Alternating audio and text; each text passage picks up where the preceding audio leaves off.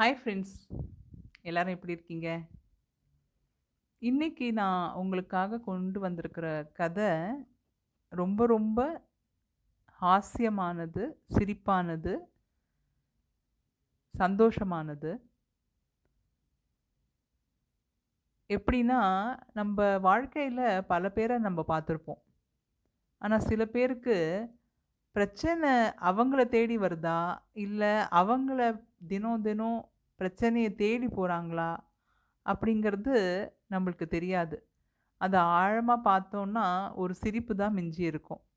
அப்படிப்பட்ட அழகான நகைச்சுவை பாத்திரத்த நம்மளுக்கு உருவாக்கி கொடுத்தவர் திரு பாக்யம் ராமசாமி அவர்கள். இப்போ உங்களுக்கு புரிஞ்சிருக்குமே, நான் எந்த கதைய பத்தி சொல்ல வரேன்னு. ஆமாங்க, நீங்க நினைக்கிறது சரிதான். நம்ப பிரபலமான அப்புசாமி தாத்தாவும், சீதா பாட்டியுமான கதை தான். இந்த கதையோட பெயர் அப்புசாமியின் வால் நாளில். சரியா தான் கேட்டது. வாழ்நாளில் இல்ல, வாழ்நாளில். இந்த கதையில மொத்தம் ஒரு 8 பகுதி இருக்கு. அத நான் வாரம் ஒண்ணொண்ணா உங்களுக்காக படிக்க போறேன். எப்போதுமே ஒரு சின்ன சிக்கல்ல ஆரம்பிச்சு, அதிலிருந்து விடுவிக்காம இன்னும் பெரிய குழப்பத்துக்குள்ள போறது தான் அந்த அப்பாவியான அப்புசாமி தாத்தாவோட வழக்கம். அதுக்கு நேர்மாறா வாழ்க்கைய ஒரு புரிதலோட, ஆழ்ந்த அறிவோட, அமைதியாகவும், ஒரு சின்ன ஈஸினஸோடையும் ஹேண்டில் பண்ணுறது சீதா பாட்டியோட வழக்கம். அப்புசாமி தாத்தா குழப்பம்னா சீதா பாட்டி தெளிவு. அப்புசாமி தாத்தா அவசரம்னா சீதா பாட்டி அமைதியோ அமைதி. இந்த 2 பேரும் சேர்ந்து சந்திக்கிற ஒரு தொடரான சம்பவங்கள் என்ன அப்படிங்கிறத விவரிக்கிறது தான் அப்புசாமியின் வாழ்நாளில். இதோ வாங்களேன் கதைக்கு போவோம். அனைத்து சென்னை வாசிகள் காதுகளிலும் அந்த இரவு நேரத்தில் கொசுக்களின் ரீங்காரம் நொயிங் துன்பமாக சத்தமிட்டு கொண்டிருக்க, அப்புசாமியின் காதில் மட்டும் வேறொரு வகை சத்தம் இன்பமாக ரீங்கரித்து கொண்டிருந்தது. காலை 8 மணிக்கு நாம ஒரு இடத்துக்கு போறோம். அன்டில் ஈவினிங் அங்கேயே நாம் இருந்துவிட்டு திரும்புறோம்.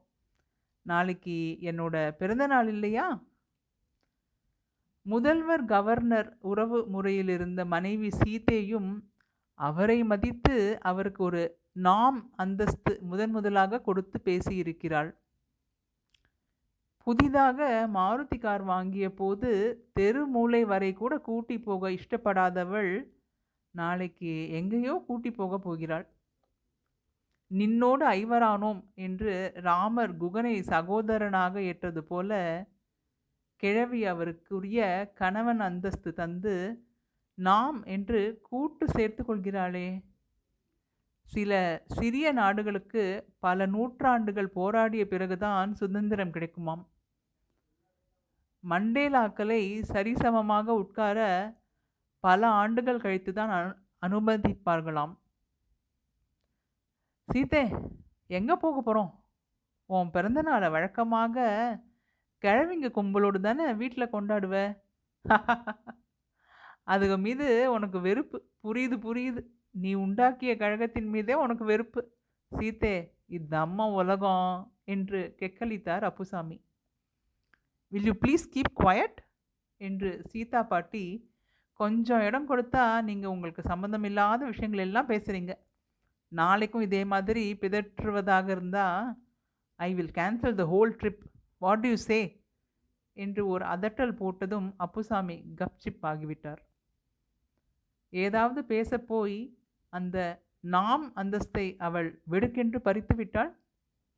எந்த இடமா இருக்கும்? இதில் என்ன புதிர் வேண்டி கிடக்கு? அப்புசாமிக்கு ஏயிலிருந்து இசட் வரையிலான சகலவித டிவிக்காரர்களின் மீதும் கோபமாக வந்தது. எல்லோரும் புதிர் நிகழ்ச்சிகள் போட்டு போட்டு அன்றாட வாழ்க்கையையே புதிராக செய்துவிட்டார்கள். அப்புசாமி பொழுது எப்போது விடியும் என்று காத்திருந்தார். சீக்கிரமே எழுந்து ஜிப்பாவுக்கு இஸ்திரி போட்டுக்கொள்ள வேண்டும். அதுக்குள்ள லாண்ட்ரி திறக்க மாட்டான். அந்த அழுத்தினால் தானே தண்ணீர் தெளித்து கொண்டு இஸ்திரி செய்யும் இஸ்திரி பெட்டி அதோ பீரோ மேலே. ஆனால் அதை தொட்டா ஷாக் அடிக்கும். ஷாக்கின் பெயர் என்ன தெரியுமா? சீத்தே. இருக்கவே இருக்கு டவரா. 4 தணலை போட்டு கற்கால முறையில் ஒரு தேய்த்து கொள்ள வேண்டியது தான். எந்த இடமா இருக்கும்? மகாபலிபுரமா இருக்குமோ? ஆனால் கிழவிக்கு தான் மகாபலிபுரம் பிடிக்காதே. புது கட்டடங்கள் கட்டி அந்த புராதன அழகையே கெடுத்து குட்டிச்சுவராக்கி விட்டார்கள் என்று சொல்லுவாள். ஐ, தங்க கடற்கரை அதுவாக தான் இருக்கும். ஏதாவது ரூம் கீம் போட்டுக்கொண்டு ஒரு நாள் பூரா தன்னோட உல்லாசமாக தங்கி விட்டு வர திட்டமிட்டிருப்பாளோ?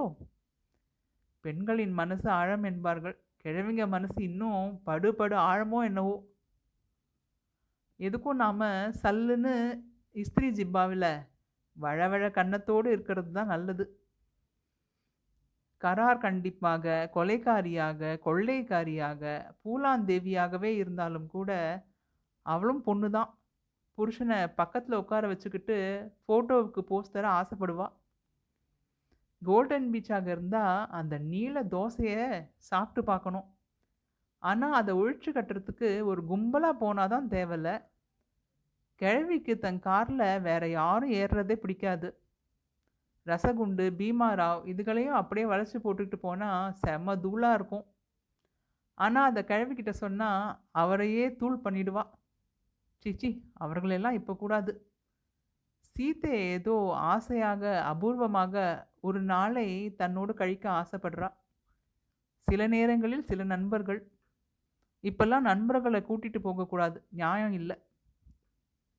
இத்தனை வயசு கழித்து அவள் தன்கிட்ட சந்தோஷமாக என்ன பேச போகிறா? ஒருவேளை நாதா என்பாளோ? அதெல்லாம் கர்நாடகமான சினிமாவில். இப்போல்லாம் புருஷனை யார் நாதா என்கிறார்கள்? சில படித்த பொண்ணுங்க பெயரை சொல்லி கூப்பிடுதுங்க. இன்னும் சில படித்த பெண்கள் ஆம்பளைய பொம்பளை பண்ணிடுதுங்க. புருஷனை என்னம்மா நீ, ஏமா நீ அப்படிங்கிறதுங்க. இவன் அவளை ஆம்பளை மாதிரி நினச்சி இருடா வந்துடுறேன் பொருடா கொஞ்சம்னு பேசுகிறான். சீதே தன்னை பெயர் சொல்லி எந்த ஜென்மத்திலும் அழைத்தது அவருக்கு மலரும் நினைவாக மலர்ந்தது. முதலிரவின் போது பாலை கொடுத்துவிட்டு ராத்திரி பூரா உட்காராமல் நின்று கொண்டே இருந்தாள் சீதே. அப்புசாமியும் ராத்திரி பூரா உட்கார்ந்து கொண்டே தூங்கி முடித்தார். லட்டு திரட்டுப்பால் எல்லாம் தூக்கத்திலே சாப்பிட்டாயிற்று.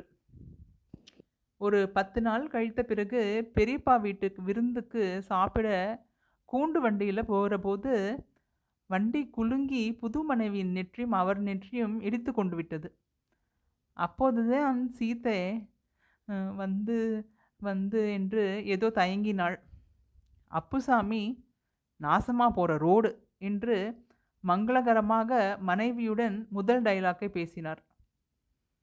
இல்லை புது மணமகள் சீதையின் கன்னங்கள் காலில் இட்டிருந்த நலங்கு மாதிரி சிவந்தது. ஃபஸ்ட் கிளாஸ் குட்டியாக தான் பிடிச்சிருக்கோம் என்று அப்புசாமி பெருமிதப்பட்டு கொண்டார். மனைவியின் அழகை ரசித்தார். வந்து என்றாள் சீத்தை.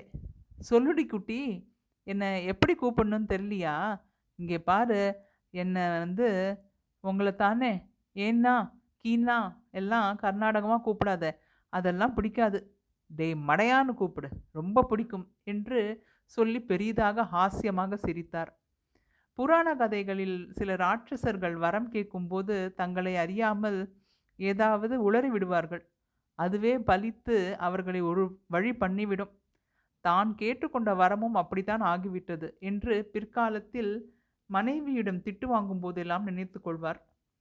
அந்த பழைய சீதே புது மணமகன் அப்புவின் நகைச்சுவையை கேட்டு முகத்தை மூடிக்கொண்டு பெரிதாகவே அழவே அழுதுவிட்டாள். அடடே, நான் விளையாட்டுக்கு சொன்னேன் என்று சொன்னாரே தவிர அந்த பொத்திய கையை எடுத்து விடுகிற சாக்கில் தொட வேண்டும் என்ற ரசனை கூட அப்போது தோன்றவில்லை. அப்புறம் சீத்தை தானே தேற்றிக்கொண்டு, ஒரு தரம் இடிச்சுக்க கூடாது, 3 தரம் இடிச்சுக்கணும்னு சொல்வாங்க என்று விஷயத்தை கூறி முடித்தாள். அப்புசாமி அப்புறம் மனைவி தலையோடு 2 தரம் முட்டிக்கொண்டார். எவ்வளவு இன்பமான கிளுகிளுப்பான மோதல்! இப்போ மாத்திரம் மோத விட்டா கெடா சண்டையில் ஆடும் மோதுகிற மாதிரி முட்டி கீழே ஒரே சாயாக சாய்த்து தள்ளி விடுவார். சேச்சே, கேள்வி ரொம்ப நல்ல கேள்வி. இல்லாவிட்டா பிறந்த நாளன்று தன்னோடு நாள் பூரா கழிக்கணும்னு ஆசைப்படுவாளா? ஆனா எங்க கூட்டிக் கொண்டு போகப் போகிறாள்? இந்த இந்த எபிசோட இங்கே நிறுத்திக்கிறோம். என்ன ஃப்ரெண்ட்ஸ், எப்படி இருந்தது அப்புசாமியின் வாழ்நாளில் முதல் அத்தியாயம்? உங்களுக்கெல்லாம் பிடிச்சிருக்கும்னு நினைக்கிறேன்.